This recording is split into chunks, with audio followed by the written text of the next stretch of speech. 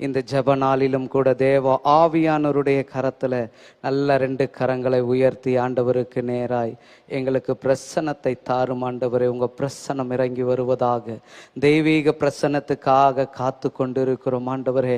யாரெல்லாம் இதுவரையிலும் ஒரு வறட்சியான சூழ்நிலையில் ஆன்லைன்ல இதை பார்த்து கொண்டிருந்தாலும், ஜெபத்திலே ஒரு குறைவு இருந்தாலும் 2 கரங்களை உயர்த்தி ஆண்டவரே, இப்பொழுது வனாந்திரமான எங்களுடைய நிலை ஆண்டவரே, உன்னதத்திலிருந்து ஒரு ஆவி ஊற்றப்படும்படியாக நாங்கள் ஜெபிக்கிறோம். இயேசுவின் நாமத்தினால ஆண்டவரே உதவி செய்வீராக. நல்லா 2 கரங்களை உயர்த்தி எங்களுக்கு கிருபை செய்வீராக, எங்களுக்கு இரக்கம் செய்வீராக ஆண்டவரே. நாங்கள் ஒருவர் மாத்திரம் மீந்திருக்கிற நேரத்தில் ஆண்டவர் எதிர்த்து நிற்கும்படிக்கு ஆண்டவரே எங்கள் மீது ஒரு ஆவி ஊற்றப்படட்டும். நல்ல கரங்களை உயர்த்தி கேட்போம் ஆண்டவரே. நாங்கள் ஒருவர் மாத்திரம் ஆண்டவரே, எங்கள் குடும்பத்திலேயும் எங்கள் தெருக்களிலேயும் நீங்க வேலை செய்கிற இடத்துல எந்த இடத்துல இருந்தாலும் 2 கரங்களை உயர்த்தி ஆண்டவரே, இந்த சூழ்நிலையில் ஆண்டவரே நாங்கள் ஆண்டவரே நிற்பதற்கு உங்க பிரசனம் வேண்டும் ஆண்டவரே, பிரசனம் வேண்டும்பா.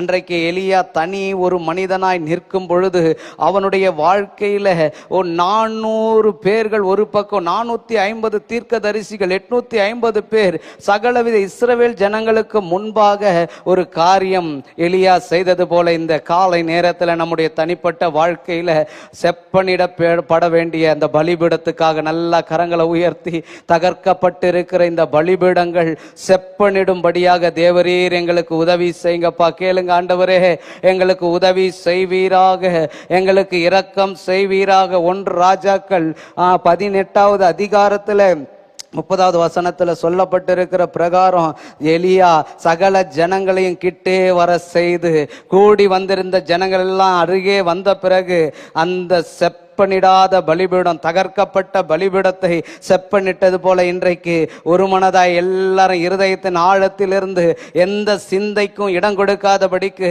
யாக்கோபு அன்னைக்கு ராத்திரியிலே ஜெபித்ததுல